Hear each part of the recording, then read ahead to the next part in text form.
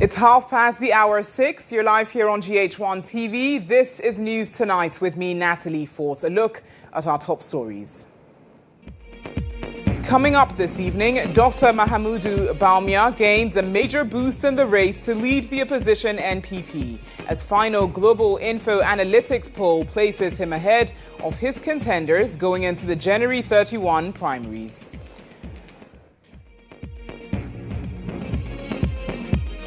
Also coming up tonight, we tell the disturbing story of the quest for proper medical care, where human desperation and frustration are being weaponized and converted into a business model to exploit unsuspecting patients and their families. Before we got to that point, the doctor made me know personally we should come prepared. I'm sick, I want to be well, and I want life, so I'll pay. Business, commuters and transport operators in the Bono regional capital clash over unchanged transport fares as commuters demand reductions to reflect recent gains in key macroeconomic indicators. And much later on the foreign front, African citing positive progress in the country's political transition, culminating in the organization of a presidential election scheduled for December 28.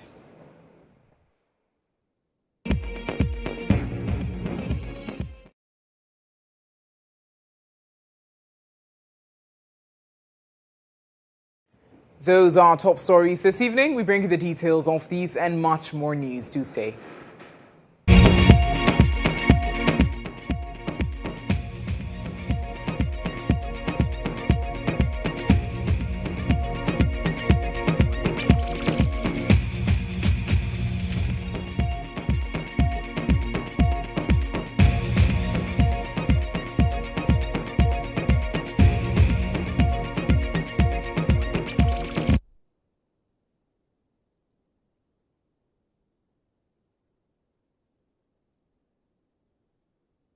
Let's get into the details now on News Tonight. You can watch this bulletin live all across the world on Facebook and on X at GHOne TV. President GHOne Dramani Mahama has announced the implementation of a new salary structure for personnel of the Ghana Armed Forces, effective March this year. Speaking at the annual Wasa ceremony at Burma Camp in Accra, the president explained that the new salary scales will include arrears for January and February to be paid within the same month. According to him, the move is aimed at boosting the welfare and motivation for personnel who continue to put their lives on the line for the nation. Presidential Affairs correspondent Abdul Hanan Adam has more. At the annual WhatsApp program of the Ghana Armed Forces at the Burma Camp in Accra, the government presented 50 vehicles as part of its resolve to retool and modernize the military under the resetting agenda. Addressing the officers, President Mahama reiterated his administration's commitment to improving the welfare of service personnel and announced the implementation of a new salary structure effective March this year. The welfare of our personnel remains a top priority. I fully support initiatives such as the proposed Mutual Health Fund for service personnel and their families, which will improve access to health care and financial security. And as you were told, the seed money for the fund, the trust fund, the welfare fund, will be provided by the National Security Secretariat. I also acknowledge the generosity of Mr. Kofi Appiah, CEO of All Day Ventures, for supporting this noble cause. I bring thee tidings of great joy, and it pleases me to announce that your new salary scales will start in March.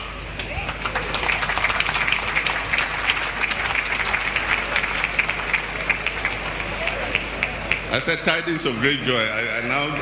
You now understand what I mean.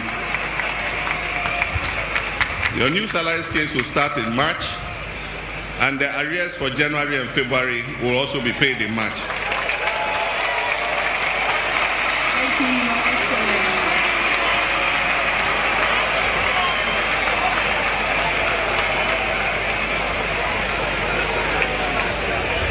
Thank you very much. I knew you received that with great joy. The president further directed the Minister of Finance to immediately release funds to clear outstanding gratuity arrears for the 1995 and 1996 year groups at existing rates, while steps are taken to address the remaining arrears under CI 129. In the year 2020, the previous administration, just before the elections, introduced CI 129, which increased length of service, resulting in significant increases in retirement and gratuity payments for retiring officers.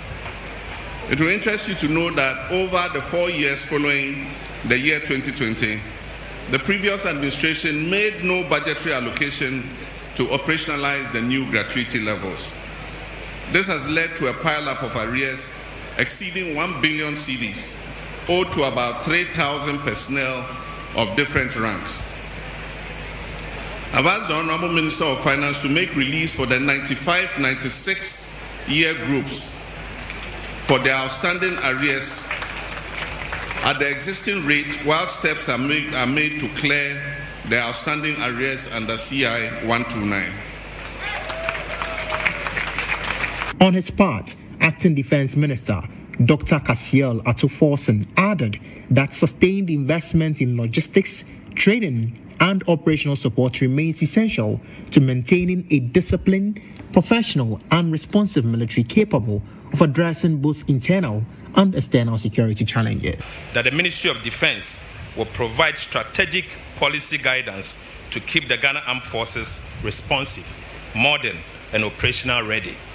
The ministry will also strengthen institutional capacity and align defense priorities with emerging security challenges within our borders and the sub-region. The well-being of our men and women in uniform is of paramount importance to the President Mohammed's administration, and as such, we will continue to take steps to improve personnel welfare and living standards. And as a result, the government has given significant attention to address the issues of accommodation, healthcare, training, career progression, and the general welfare.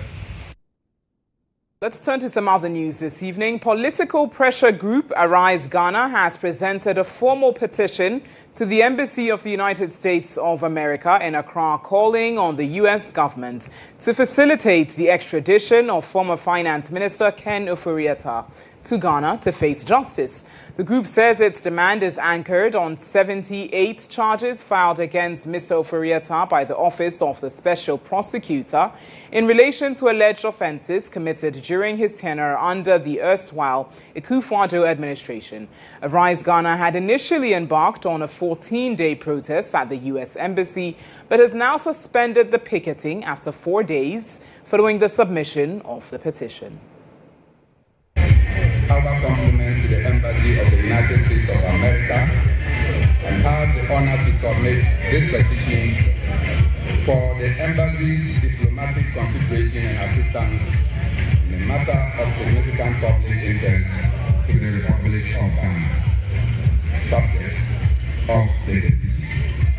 This petition concerns Mr. Ken Ofori-Atta, a Ghanaian national and a former Minister of Finance, whose presence in Ghana is being sought by appropriate state institutions to respond to matters arising within established constitutional, legal, and accountability frameworks.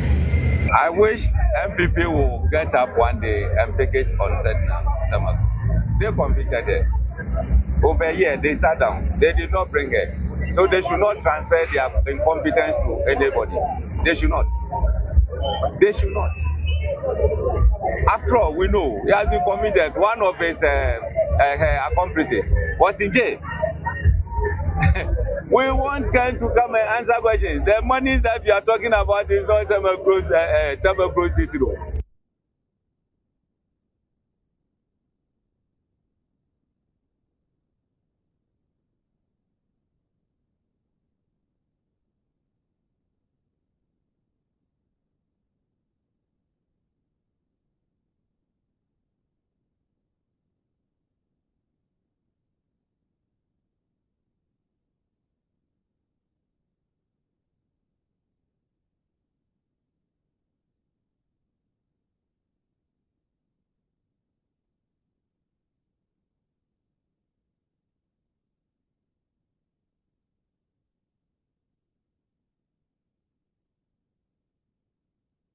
In other top stories this evening, former Vice President Dr. Mahamudu Bawumia has emerged as the clear frontrunner in the final pre-primary poll conducted by Global Info Analytics ahead of the New Patriotic Party's 2026 presidential primaries. According to the survey, Dr. Bawumia commands 48% support among party delegates, opening a wide lead over his closest challenger, Kennedy Ohene Ejipong, who trails with 25%. Businessman and flag-bearer hopeful Dr. Brian Echampong places third with 6% support.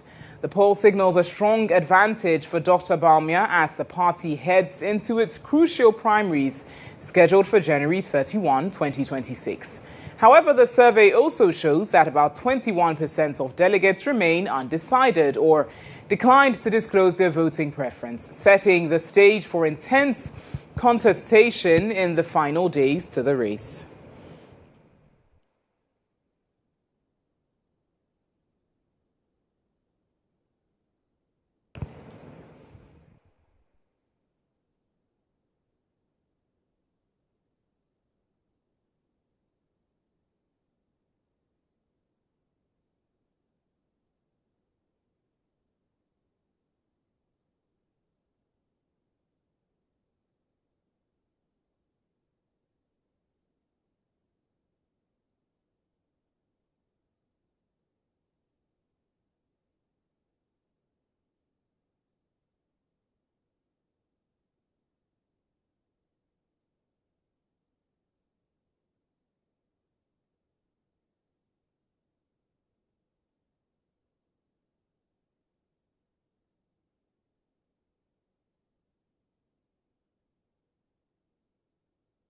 As spokesperson for the Kennedy Ejipong campaign.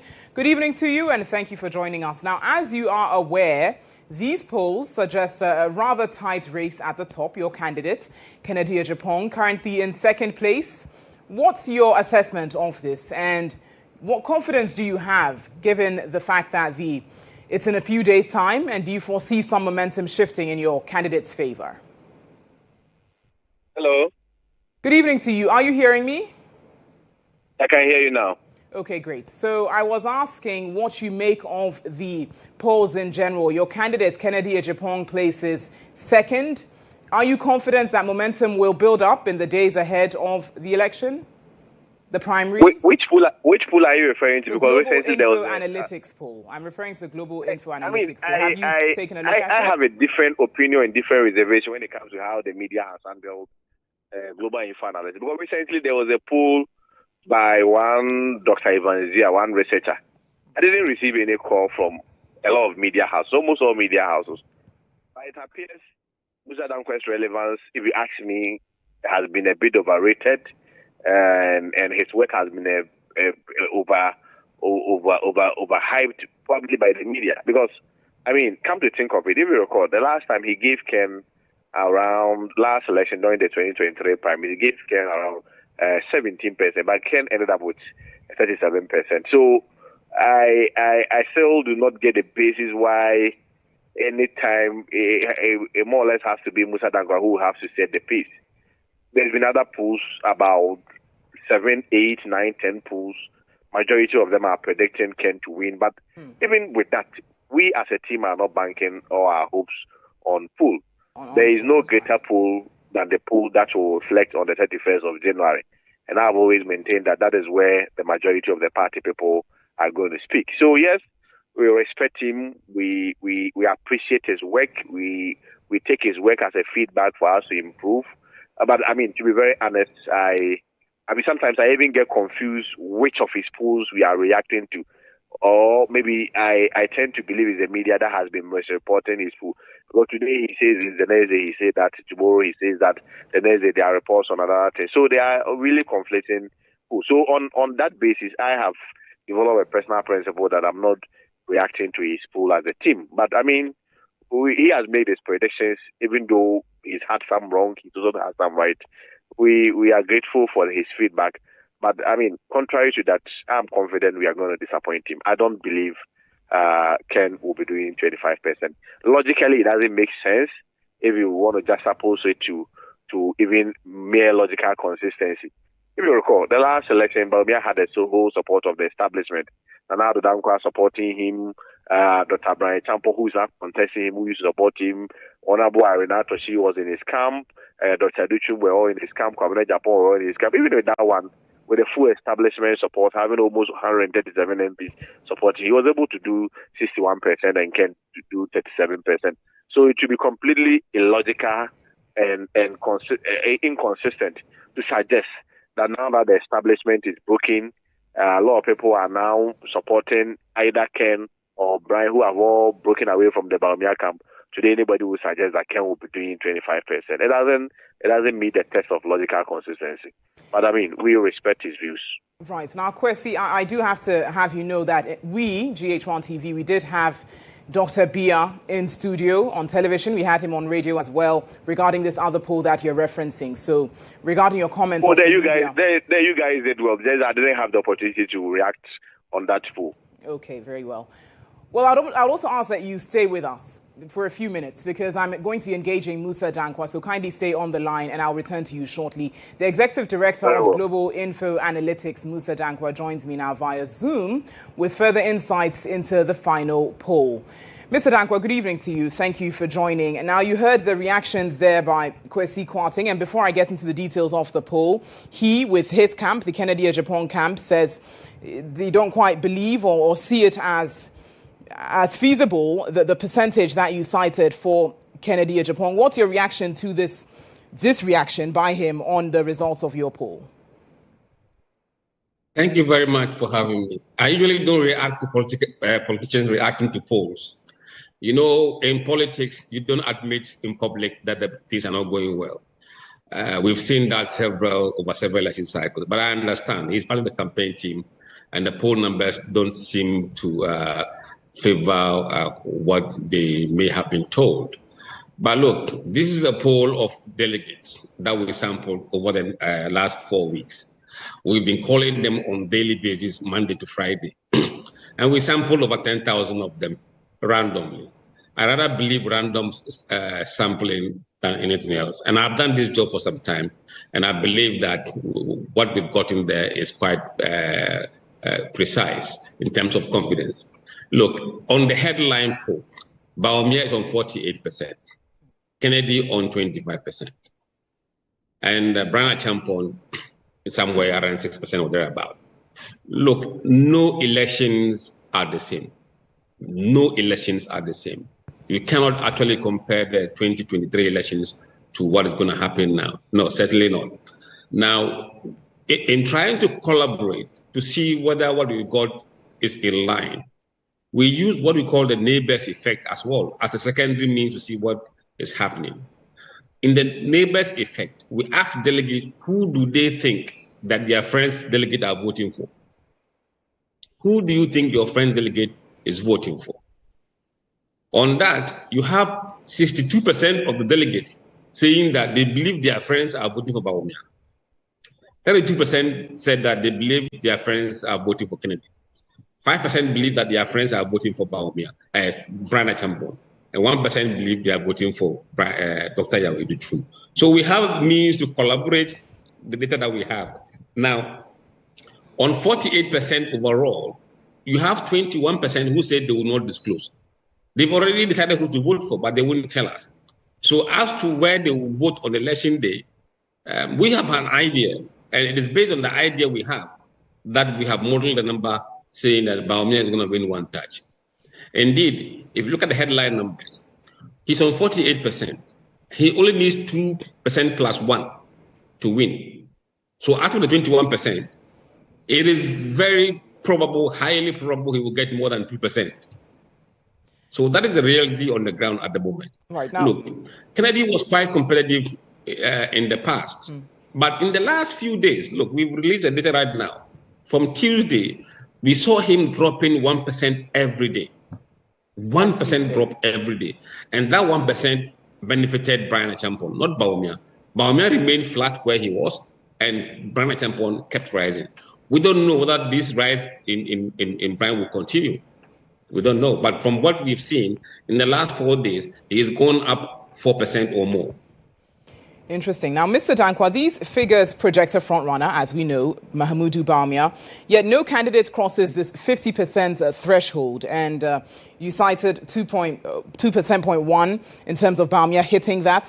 What do you think that this suggests? Look, it suggests that, look, he's going to win one touch. Because 21% who said they won't tell us, they know who they are voting for, but they say they won't tell us. But luckily for us, we asked them other questions that enable us to understand where they stand on who they want to vote for. So we have an idea. It is based on that idea that we are projecting that Bawumia will end up getting 57%. Right. Now, finally, looking at the few days ahead of the primaries, do you foresee any additional shifts in favor of any of the candidates? Well, if there's going to be any shift, it will be between Brian and Kennedy. That's where the shift might happen. Bawumia numbers are quite steady and firm.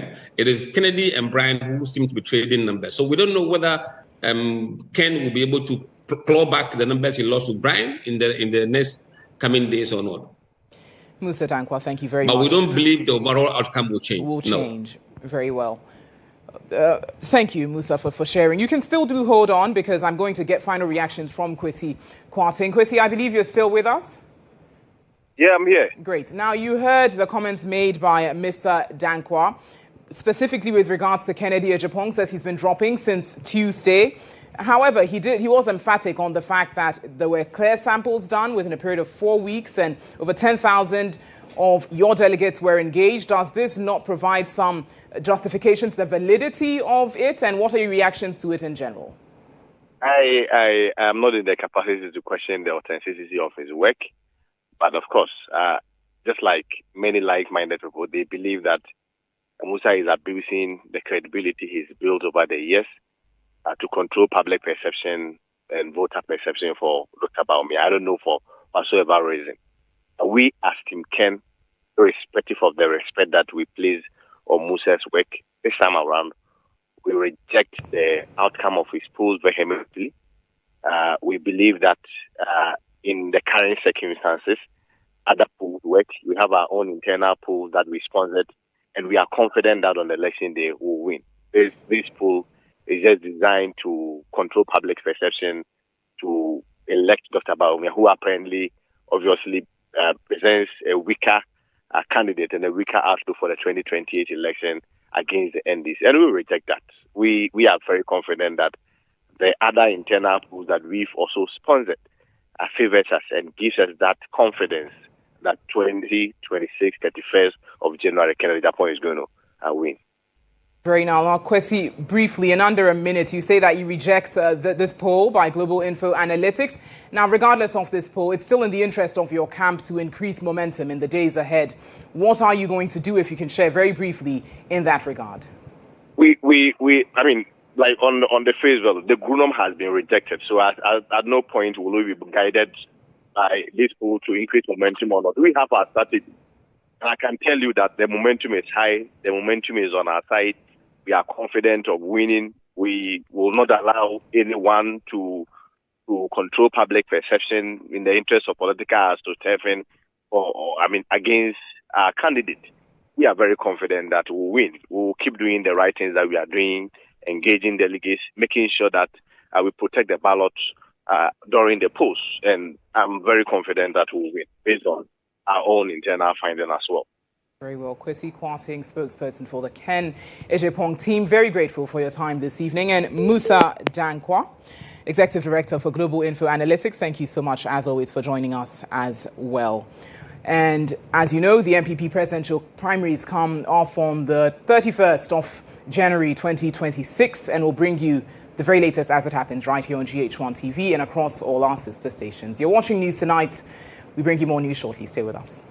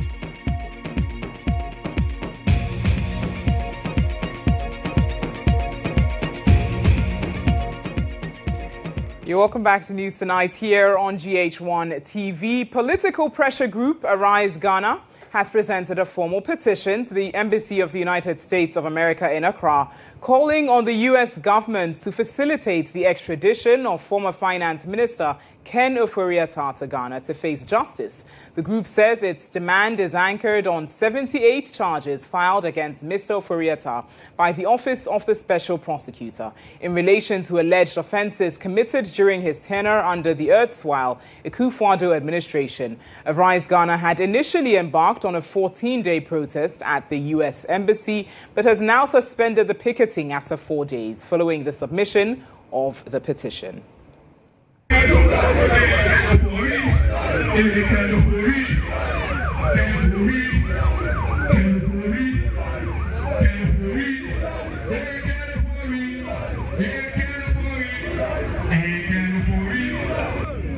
Cooperating with Arise Ghana, Ghana Police, thank you very much.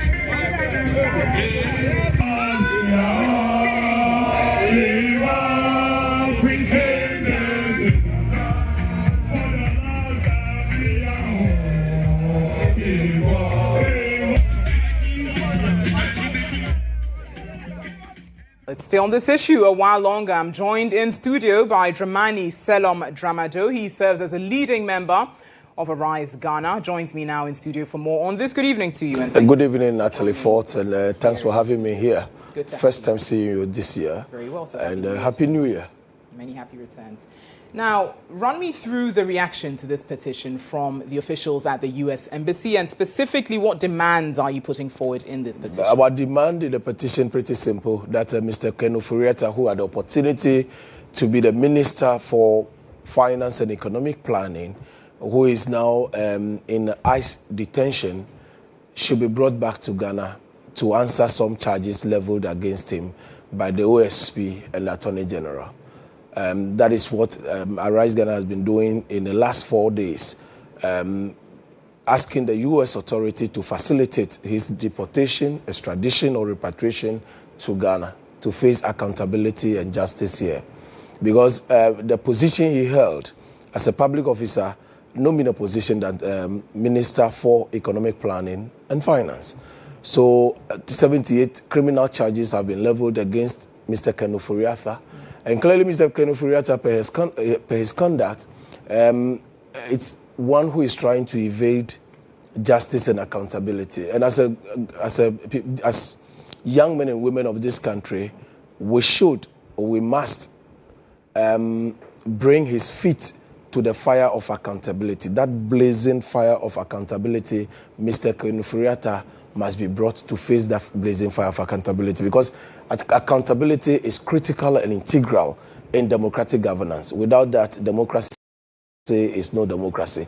Because democracy and accountability, they are like Siamese twins, they are conjoined. Where democracy reigns, accountability reigns. So if our democracy is bankrupt or bereft of accountability, then we are no longer practicing democracy. It means that our public office holders will be taking us, like they'll be riding roughshod over us as citizens of this country. That is why, as a civil society group, we deem it fit that we ask the U.S. Officials here to facilitate Mr. Ken Ofori-Atta's return to Ghana or come back to Ghana. It's critically important. It's something that we have actually taken an uncompromising stance on that Mr. Ken Ofori-Atta must come back to Ghana to account for his stewardship. Right. Were they we're doing this thing, let me even place it on record. Arise Ghana is doing this thing devoid of malice, devoid of mischief. Arise Ghana is only captaining and championing the voice of Ghanaians, the sentiment of Ghanaians, that we need, or we must always put pressure to bear on our public office holders to account for their stewardship. So we have no malicious intent or malevolent intent at all. It's devoid of that. we are only championing the democratic tenets that we have collectively subscribed to. Okay. Now, were there any timelines put forward? You do know that the U.S. court has adjourned his case up until April 26th. Did your petition make mention of any time? Anyway, what is happening in the U.S. now, in respect of Mr. Kenufuriata, it's immigration issue. It is. Okay. It has nothing to do with extradition, repatriation, or deportation. Right. Okay. So we cannot be complacent or rest on our oars that, or maybe the U.S. government has heard us, therefore they have placed him under ICE detention. No, even it is our sentiment that have led the U.S. to even take this decision to place the gentleman under ICE detention. We want him brought back to Ghana.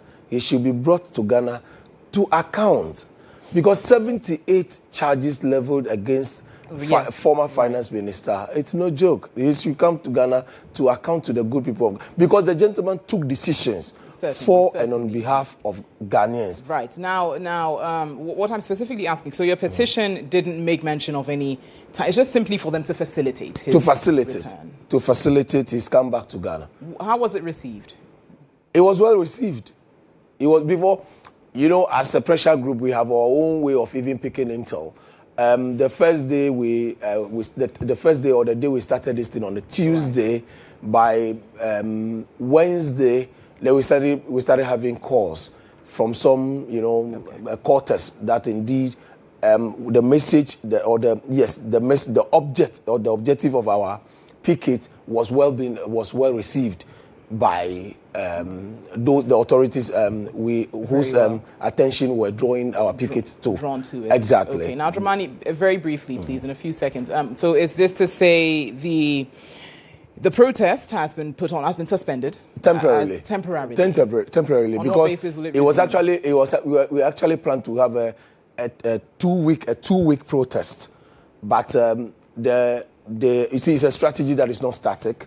It's a dynamic strategy. As and when we think that we should revise it, we revise. So we revised it and then realized that no, this time around, let's end it temporarily as we watch and observe, because we have had some assurances from some quarters that the gentleman will definitely be brought to Ghana.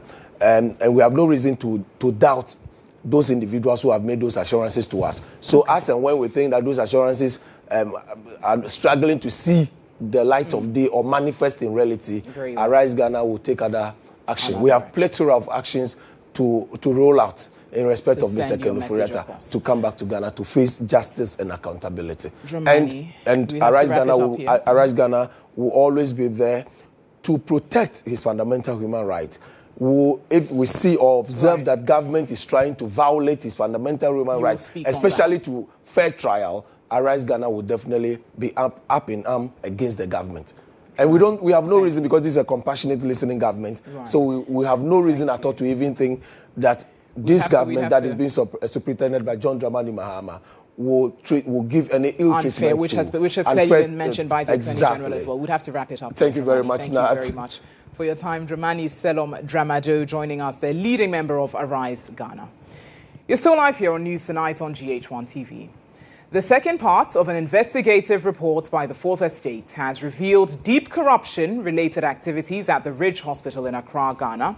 The report highlights how desperation among patients has created opportunities for profiteering inside hospital wards, from inflated prescriptions to opaque supplier arrangements. Patients reportedly face charges for treatments, equipments and medicines that they do not fully understand, and sometimes for items that they never receive. Here are excerpts. I'm sick, I want to be well, and I want life, so I'll pay. But I think the leaders have to put up some measures so that these things don't happen. Then our doctors too have to know they are dealing with us. They are dealing with the ordinary Ghanaian whose tax is being used to pay them. So they should also know. That's Eddie, not his real name.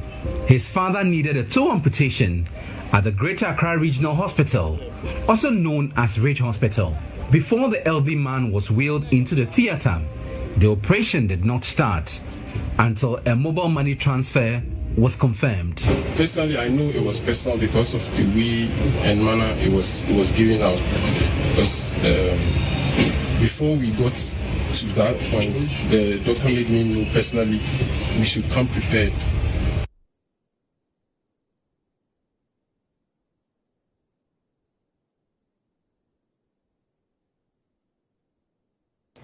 In some other news, the High Court in Accra has granted an application for joinder by Original Manufacturers and Embossment Company Limited, OMECL, in the case where Vehicle Embossment Association of Ghana, VEMAG, and 26 others have sued the Driver and Vehicle Licensing Authority, DVLA, over the enrollment of a digital scheme.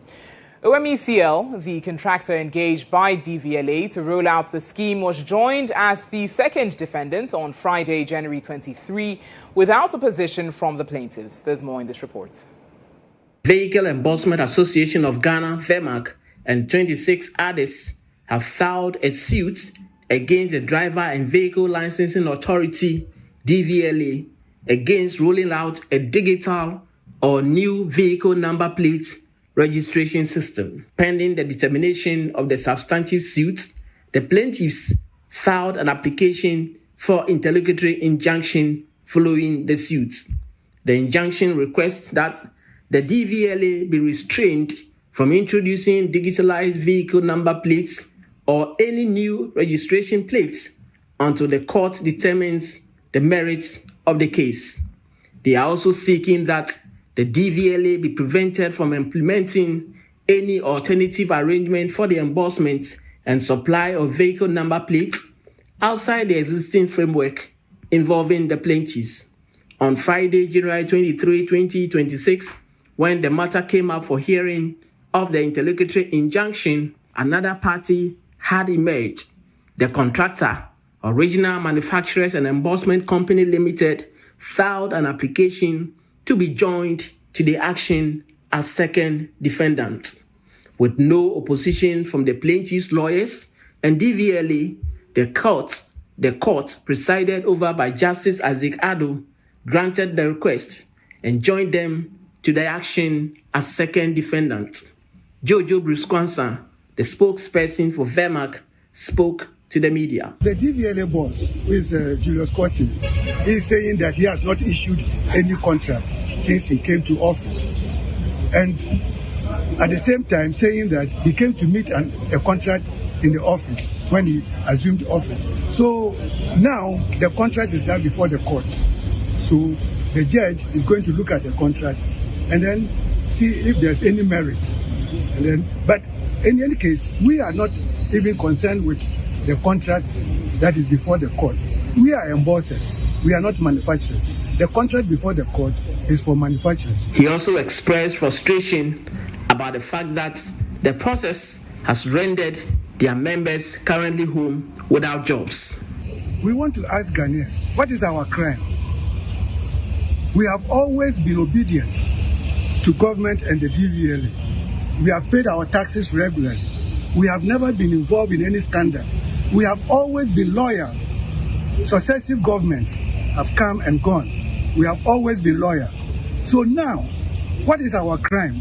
That our jobs are all of a sudden being taken away from us. The court has since directed the plaintiffs to amend the rate of summons and statement of claim and also other processes filed so far as served on the contractor.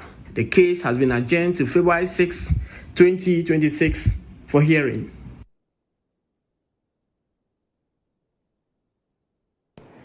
So live here on News Tonight with me, Natalie Fort. January may have just 31 days on the calendar, but on the streets of the capital, many say the month feels endless each year. Khadija Idi has the rest of the story. Over the years, people have always complained about how long January feels. Today marks exactly 21st of the month, and we are touching base to find out how long or short this one feels for you. It's very long because December inside, work used to come plenty. If you just come out now, you'll be working till night. You get, but now if you come out, you sit down more than 3-4 hours, no work. People are not coming to pick motor. So like if you come Krana, a day is like 1 month to you. We workers have our 30th check and other pay earlier coming on. So before the January will start, most of your expenses have taken over the pay. Okay, so we expect the month to be going very fast. But today as we speak, today is still 21st and we've still not been paid. I wake up and I check my calendar to see if today is the end of the month. January I'm going to car, over rent. Oh, but your school fees. To go behind some cassette me, but Busia January. Oh, but Busia 2 cities in Port because January, the OB and the OB I did this. And before I bet 31st, and so there are some January and Quokra. So far, let me say it's okay, and it's not time. It depends on the work you are doing. Me, like they don't pay me a month. I'm a fashion designer, so it's like I pay myself. Yeah. So I think it's okay, and I think this January I've moved fast. As you heard, people have different opinions about how long or short January actually is, but it's still 31 days in the month. Although today is the 21st, it all depends on how you plan. And also maybe financial constraints and how you put your things together. Reporting for GHOne News Star FM, Khadija Idi. Khadija Idi with that report. Well, in a few days, January will be over. Thank you so much for watching News Tonight here on GHOne TV. Do stay with us. We bring you business news shortly.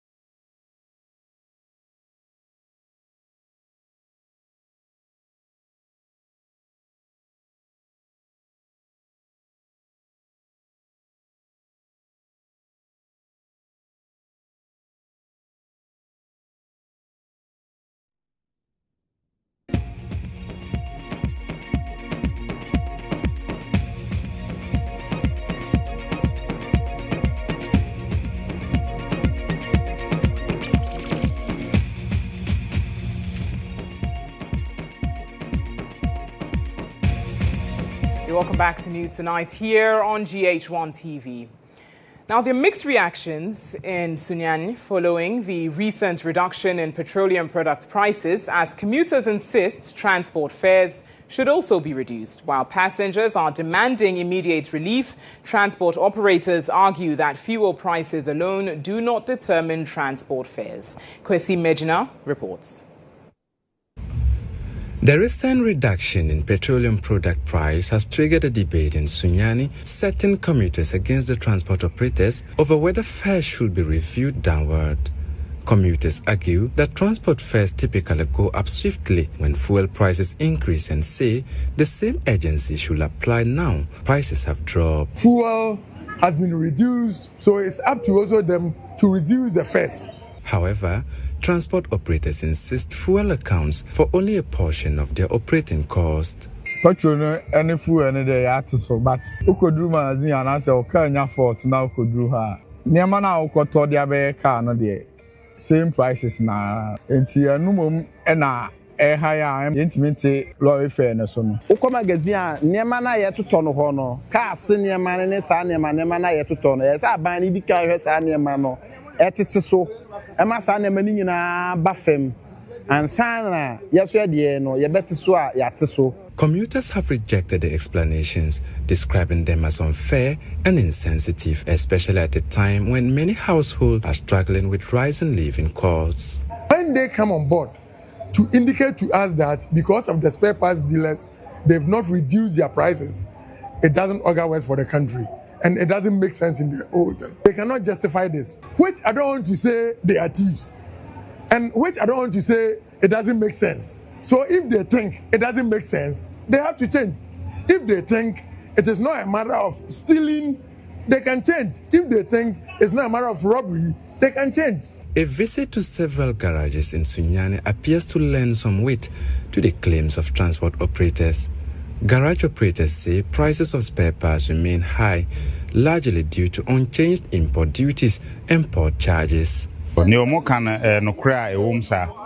Beye baby e kofa niam no so no kwa o mo chese duty na na wo ho no o mo nti duty so duty cry even cry no baby o ho bebre akosoro nti ama nipa no bebre cry kofa spare parts na suspend say ne pass no be kwa kofa na be ba form na o mo so kofa o matimi de ama drivers me invoice metuma yi a chirozesi a de wo ma na say be hwe say o mo a kofa no mo firi o mo ho no o mo mum e be teso amaye say be ya yeso betima teso ama adawa for a businessman for no mo kra ne ma ne ba no so mo kraba na se bia ya teso kra dollar ba for ma ono oba want teso e maye. As the standoff continues, commuters are calling for government intervention to help strike a balance between the concerns of transport operators and the financial burden on passengers. In some more business news, the Driver and Vehicle Licensing Authority, DVLA, is set to introduce a demerits point system to tackle traffic indiscipline and improve road safety for commuters.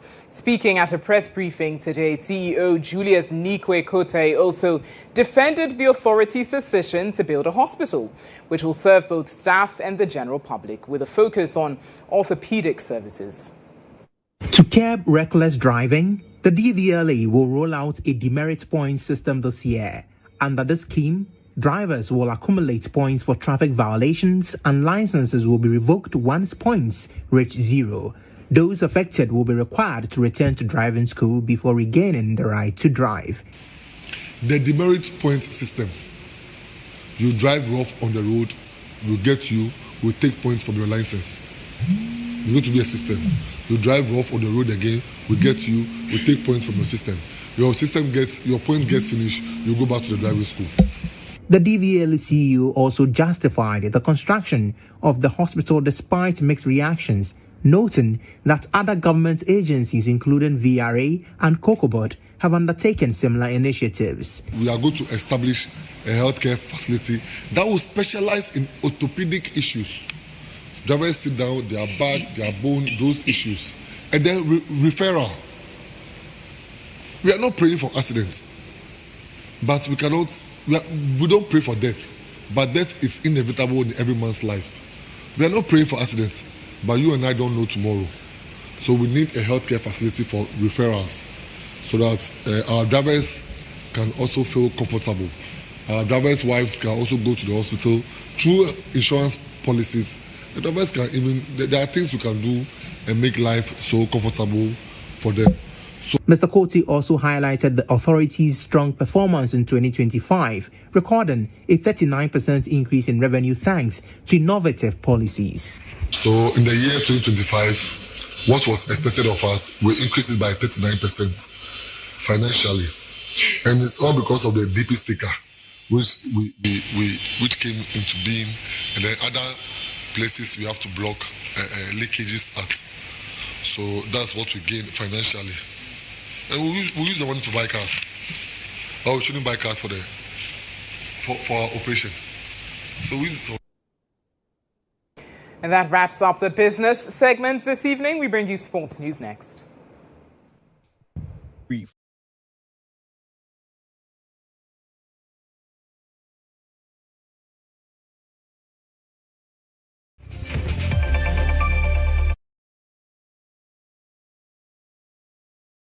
Sports news tonight. The Ghana Football Association has officially launched the FIFA Under-15 Girls Regional Colts League, a major step aimed at strengthening the foundation of women's football across the country. The launch, held with officials from FIFA and the Ghana Football Association, marks another milestone in Ghana's growing investment in women's football development. President of the Ghana Football Association, Keto Kreku, acknowledged FIFA's support in growing women's football from the grassroots in Ghana. I wish to begin by expressing our profound appreciation to FIFA, and FIFA is represented here by my dear sister Tuba. Thank you for all the support through the Women's Football Development Program. Indeed, this initiative is a testament to what is possible when vision, when partnership and purposeful investment come together in service of development. Our investment in women's football is already yielding results. According to the GFA president, Keto Kreku, the Under-15 Girls Regional Colts League is not just about competition, but about creating a sustainable future for the women's game in Ghana. According to him, the Under-15 Girls Regional Colts League represents the foundation for women's football, building not just for today, but for generations yet to be born. The U15 Girls Regional Colts League represents the foundation upon which the next generation of the Black Maidens, the Black Princesses, and ultimately the Black Queens will be built. This is where dreams will be nurtured, talents refined, and futures shaped up.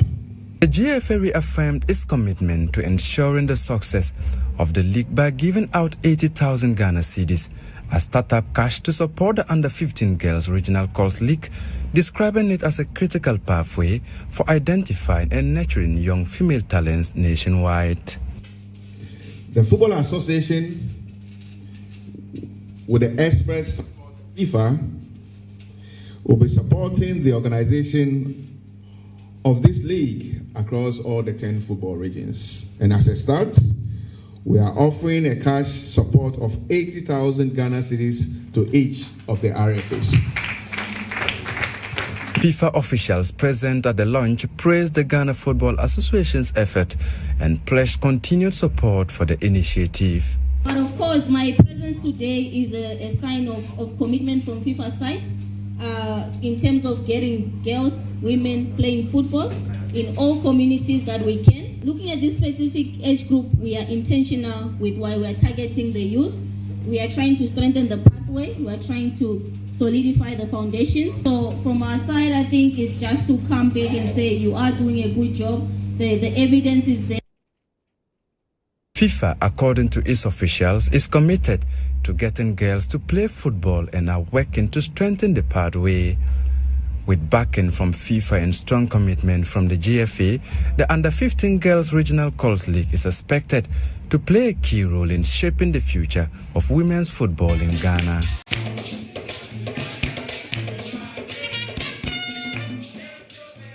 And that is how we wrap up with News Tonight this evening here on GHOne TV. It was produced by Emmanuel Ejabing, directed by Emmanuel Soa. From I, Natalie Fort, and the entire team, have an exciting and restful weekend.